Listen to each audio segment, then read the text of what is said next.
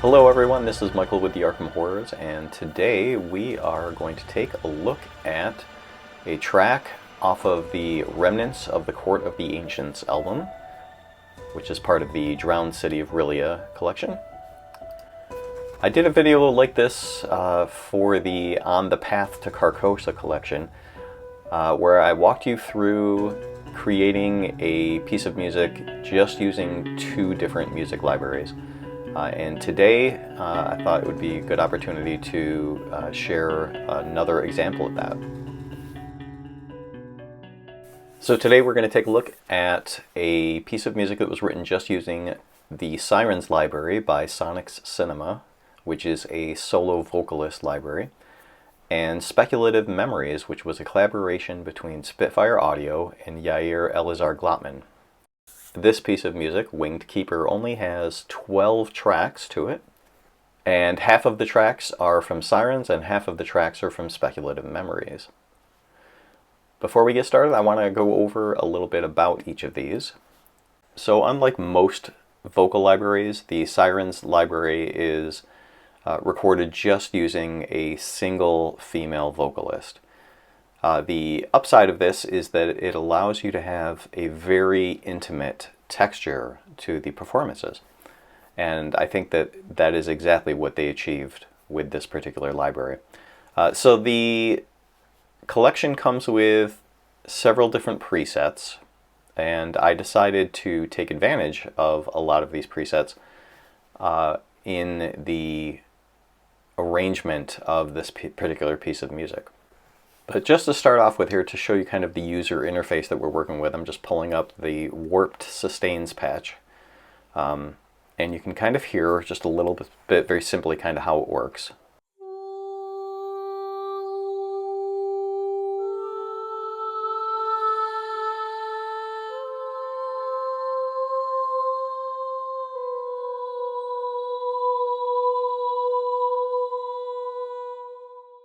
And there's a lot of different things you can do with this. You can change how close the microphone is to her.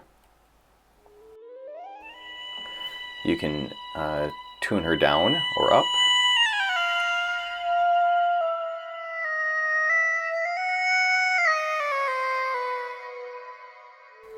Or you can change how much emotion is in her vocal.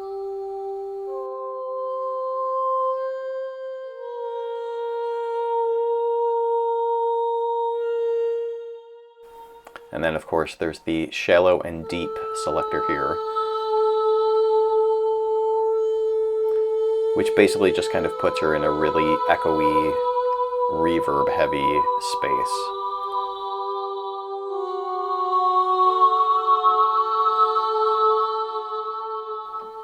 But with a bit of finesse, you can really get a lot of emotional resonance out of it. There's some other features here, like the blur, which just kind of muddies up the sound a little bit.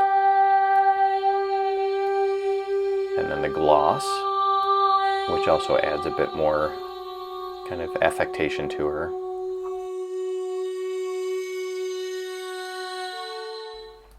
And then over here in the effects tab, we have a whole bunch of other things that we can do. We can add a tape effect to her.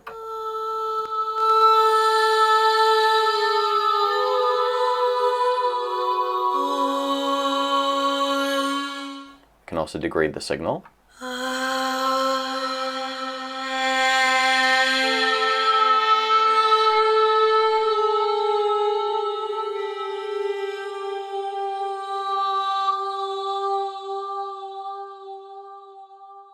And we can also change the reverb amount, the size of the reverb, and the type of reverb. There are a lot of different presets available. There's a delay function, which is kind of like an echo.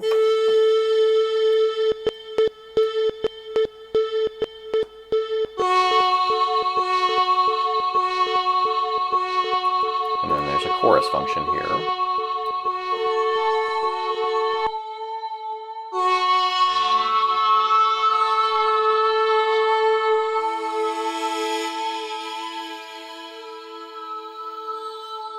So as you can see, just with the basics of it, there's a ton you can do. They've also got this gator feature, which is just another interesting way to kind of play with the sound.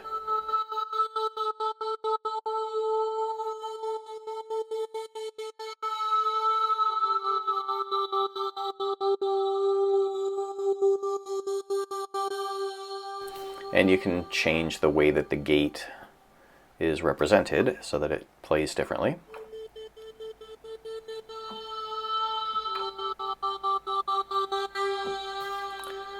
There's a lot of things that you can take out certain regions so that it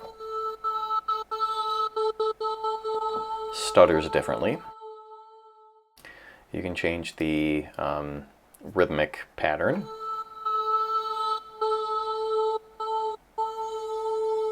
which, depending on the type of melody that you're doing, could be useful. So there's just all these different ways that you can use this particular library. There are other vowel sounds that she makes. This is an m.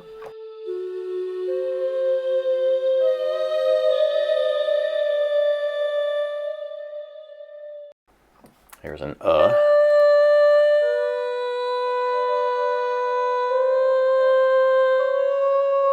then there's an ah.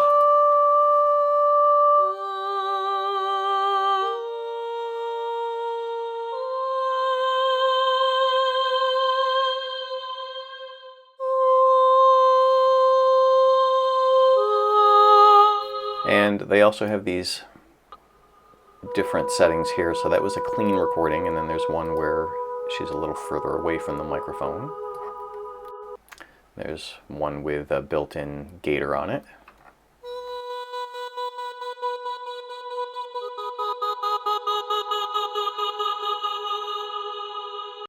And then there's one that's got just a ton of reverb on it.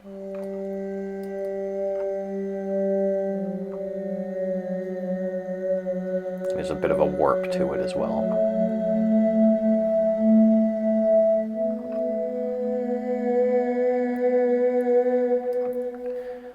But there are these other samples that they recorded where they had her just sing in what's called an interval, which is going from one note to another.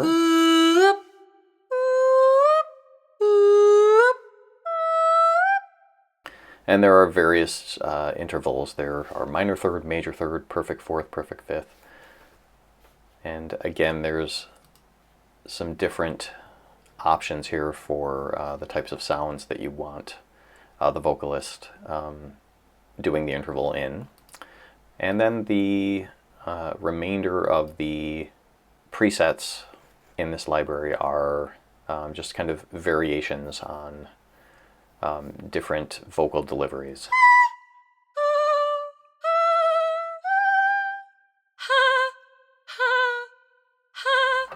So here we have a shake.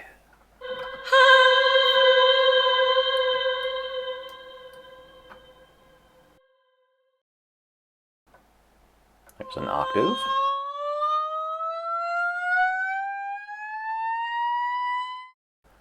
There she whispers.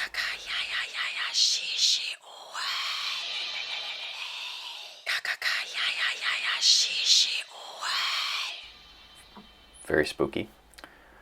So it's very kind of magical sounding. With that, I decided just purely on instinct to pair it up with Speculative Memories. Both of these libraries feature heavily throughout the collection for the Drowned City of Rillia.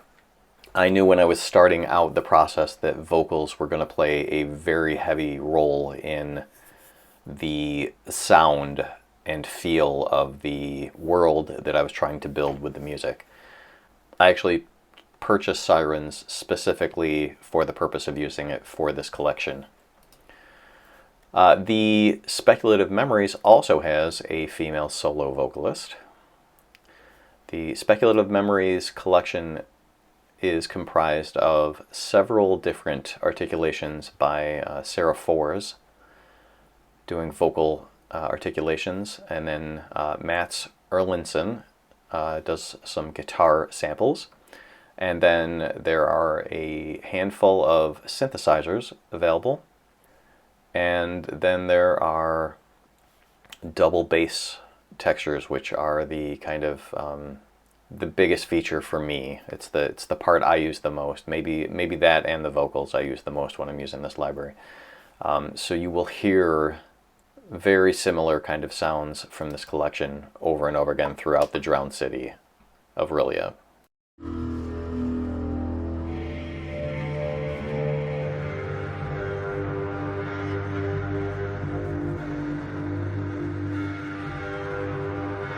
And this has a really nice feature to it where the signal gets kind of processed.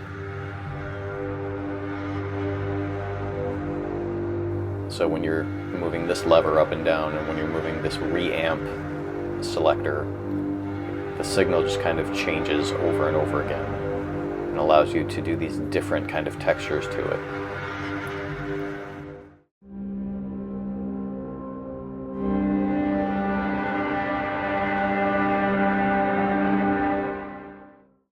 It's just really rich, really beautiful.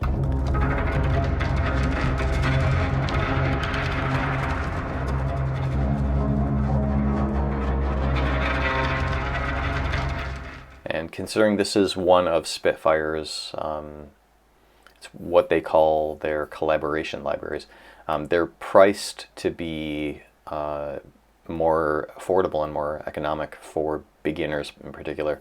And you really do get your bang for your buck with this one, because there's just so much going on in it.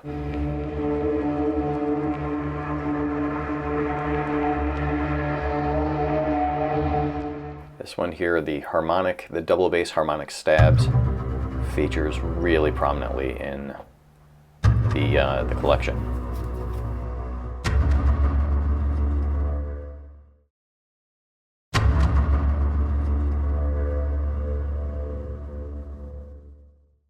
But in addition to that, we've got some really interesting synthesizer sounds as well.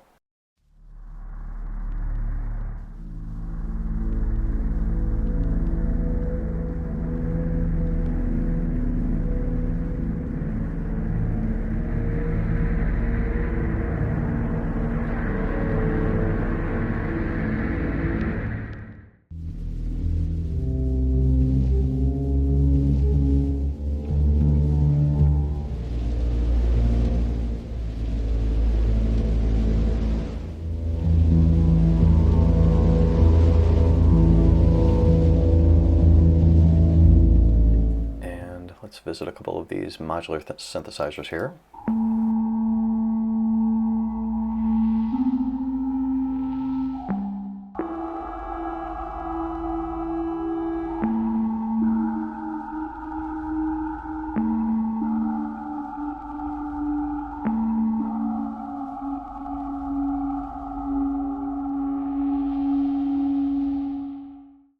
Voltage drops is one of my favorite ones on this category.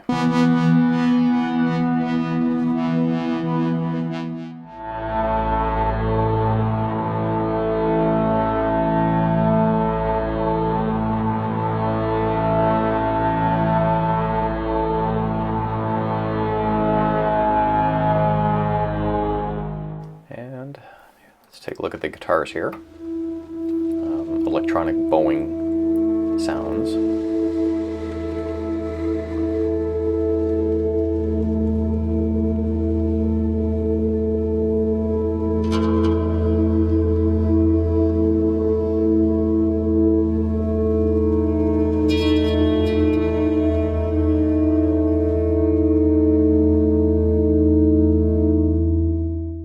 Just really, really rich.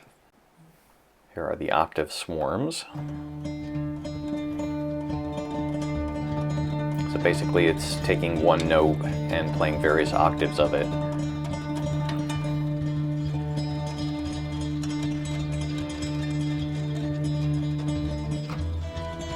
Which again is really good for like building tension up.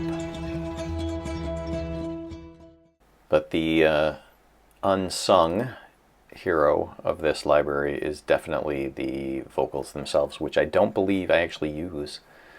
I might be wrong about that, but I don't know if I used Seraphor's vocals in this particular track or not. I guess we will find out.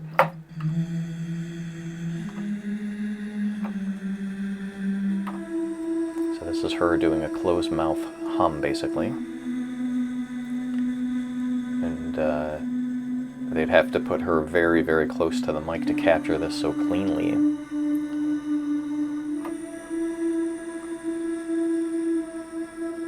But the result is just beautiful.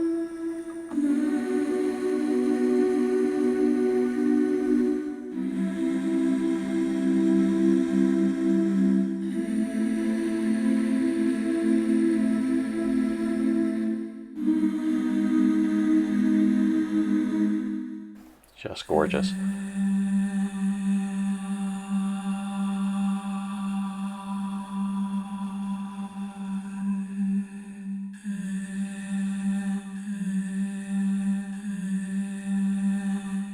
So with this one, the more that you move the dynamics lever,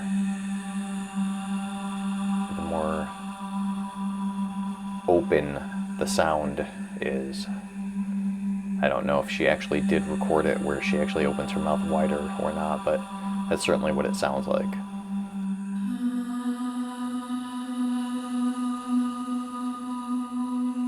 What's so interesting about these is that she's singing so quietly, and yet there's so much control and strength in the sounds.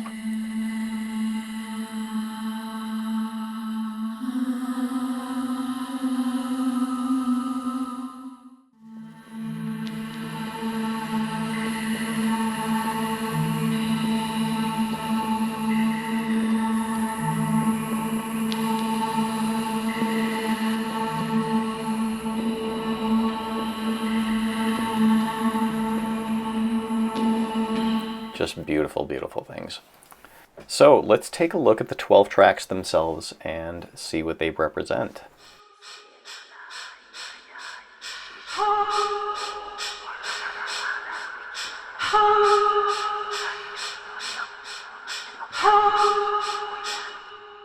So right off the bat there, we've got 3 different techniques by the Sirens library that we're using here. We've got this one here.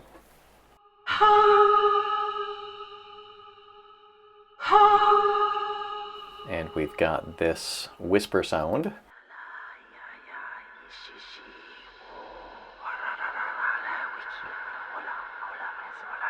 And this particular one has an effect on it that is moving the sound from left to right. So there's what's called a tremolo, or tremolo, and I've got it moving every 5 bars from left to right. So it's not moving in a way that will match the 4/4 rhythm of the song. So it's a little more disconcerting to hear because it's not like it's bouncing left to right, left to right, left to right with the tempo at all. It's just kind of drifting in on one side and then drifting over onto the other side. And then we've got another tremolo, which is this little section here.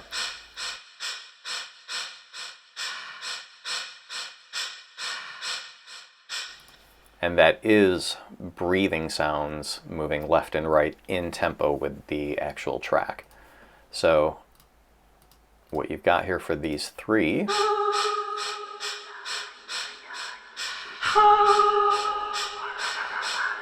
just instantly builds this mystery and tension and edginess. It's kind of hard to go wrong once you've just got those 3 elements. It's really, really hard to go wrong from there.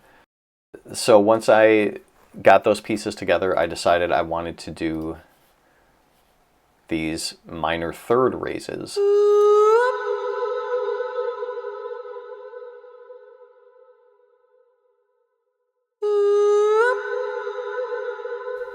So you'll see here, when the note plays, it moves from shallow to deep.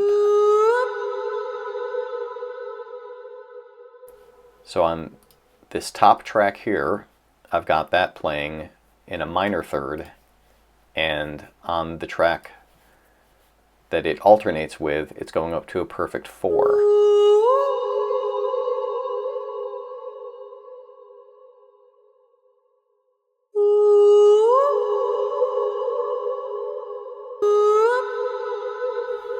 So when the 2 play together,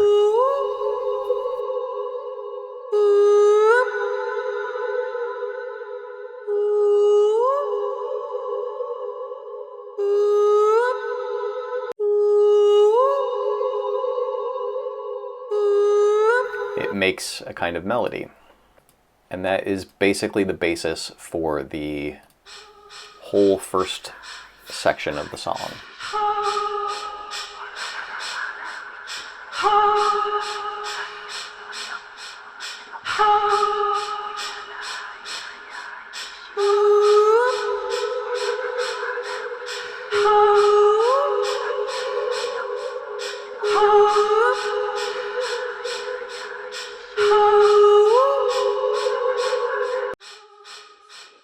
So from here we have the speculative memories, double bass harmonic stabs that come in.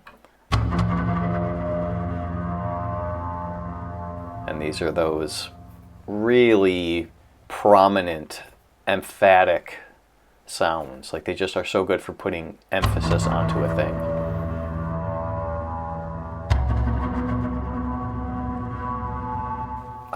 That particular sound gets used over and over and over again throughout the City of Aurelia soundtracks.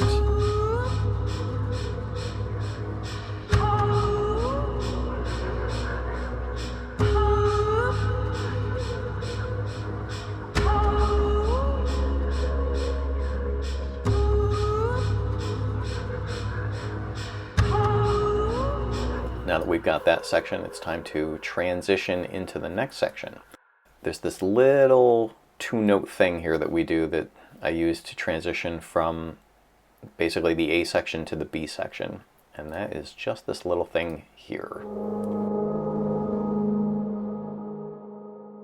And that's it, just this little brassy sound, this little distorted brassy sound. And that actually takes us into the second section here. And we do have Sarah Fours with her closed mouth recordings here, her humming recordings, so she does a little melodic thing here.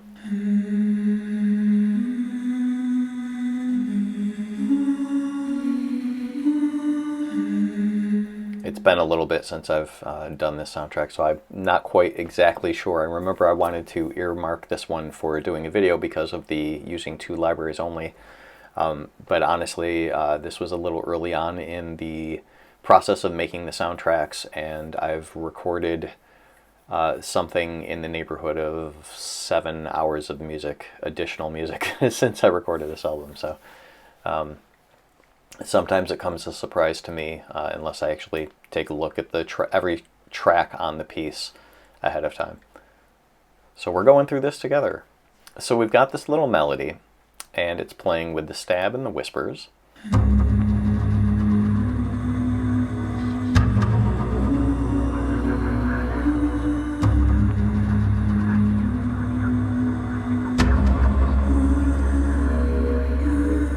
And now we have a little synthesizer stuff coming in here to, again, just give it another little layer.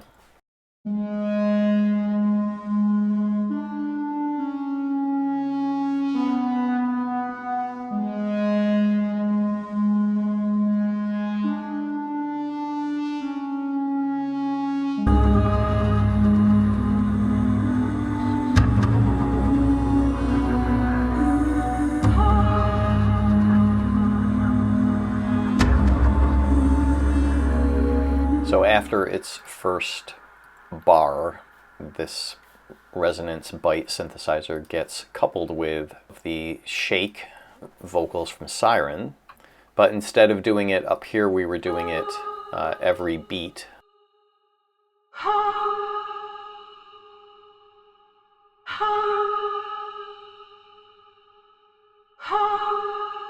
Instead of doing it that way, I actually wanted to do it where it was just doing it every other beat. I also put an echo effect on it so that it tailed off a little longer.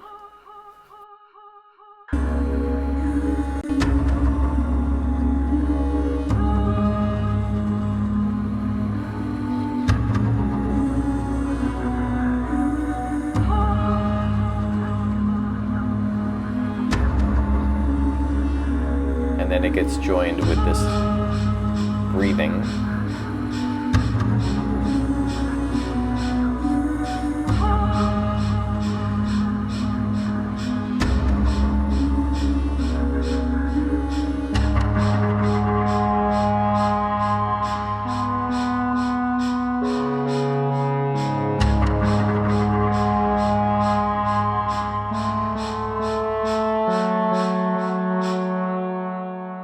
So for this section here, we've got another different synthesizer, and I wanted it to be kind of a play on what we do with the resonant bite one. So for this one, the note goes up and then goes down.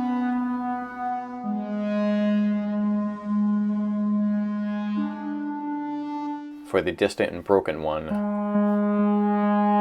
note goes up and then it goes way down before it goes up again. So it's kind of a variation on this one here.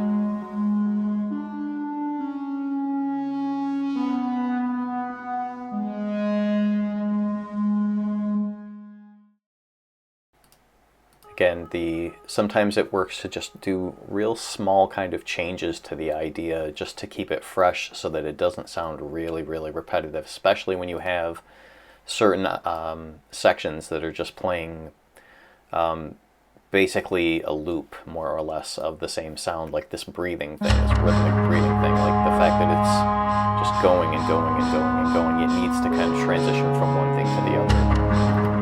So we've got the breathing kind of going here.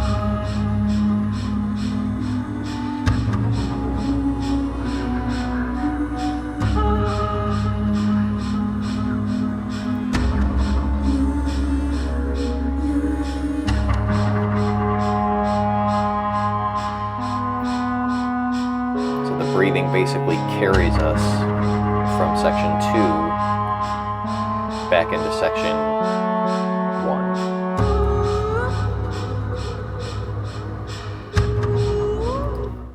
By taking this little bit here, this, I guess you would call it the bridge, you'd call it section 3, but this really is just the transition to get you from section 2 back to section 1.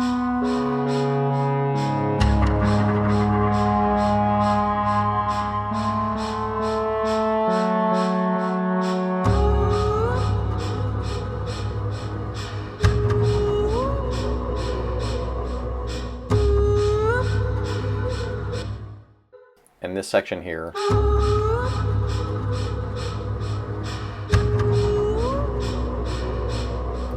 is slightly different than what we were doing here. Because again, instead of using the shake sound, instead of using that every measure, I'm only using it every 4 measures. So, and again, this is the version down here that has the echo on it. So it's just slightly different, and then eventually it will transition into what was in the full part of part A. But we also add some of the stuff from part B into it as well. And the way that we do that is that we have this last little bit here.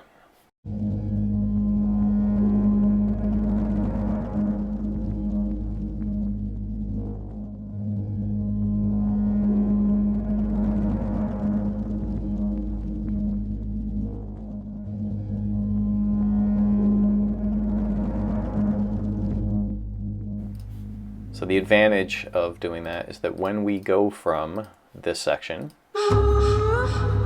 which is technically the A section again, I tie it up a little bit with this new part, which is also tagged onto what would be the bridge, technically.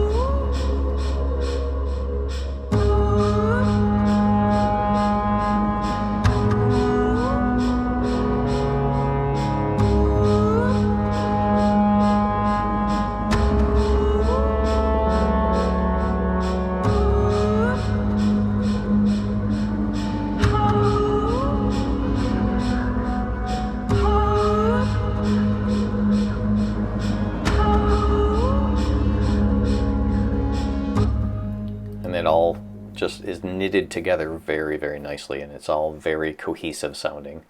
And then we just kind of end it on a stab.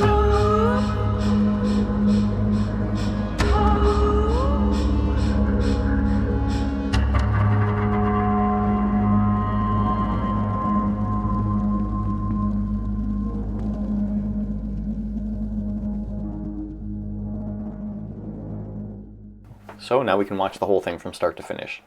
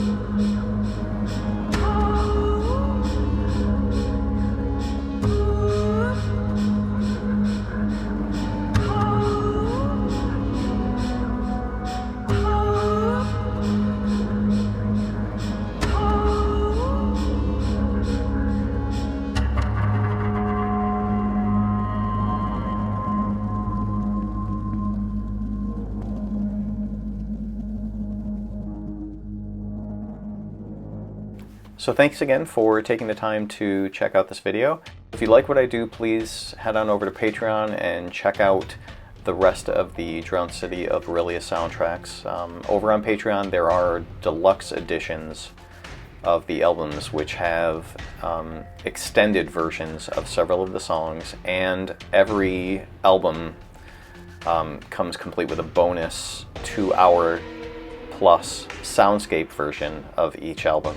So there's a bonus track that's downloadable as like a 2-hour MP3, and it's the whole album in order with some additional tracks filtered in. So if you do play the Arkham Horror, the card game, and you're using my music as background music, and you notice that a scenario, for example, calls for ancient evils, or chilling cold, or locked doors, for the deluxe editions, for the soundscape versions, what I do is I include those tracks from the Zealot's Night Encounter Set album. So they are sprinkled in throughout the different soundscapes. You'll hear extra tracks. And then they're all kind of stitched together with sound effects and ambience and things like that to help really give you a very immersive experience. So if a soundtrack is inspired by a setting that takes place underwater, for example, not to give away any spoilers, there will be lots of underwatery, liquidy, bubbly, sloshy kind of sounds in the background that kind of link the tracks together, link one piece of music to the other. and then sometimes you'll hear some creatures popping up. So the deluxe editions just give you way more bang for your buck. So please do head on over to patreon.com/thearkhamhorrors and check it out. Even as a free member, you can just kind of get a sense of what's available. I do share a fair amount of things on the free tier just to kind of keep you updated on what's going on, but the paid tiers do have exclusive access to various goodies and other behind-the-scenes things, as well as they get access twice a month to various soundscapes. So if you joined the middle or the highest tier right now, you would have access to, I believe, over 20 different soundscapes, and they do, I think almost all of them are over 2 hours long, and they are all different themes. So one could be lost in the forest, or one could be in a cave, or in a labyrinth, or in a haunted house, or in an asylum, and there's just all these different options when you are gaming. And all of those use pieces of music from my back catalog. And again, they're interspersed with ambience and sound effects and things like that to just give you a super immersive background playing experience. So please feel free to check that out and drop me a line if you like what I'm doing and if you have any special requests for anything. I'm always eager to chat with people that are taking an interest in this little passion project of mine. Until next time, thanks again, and take care.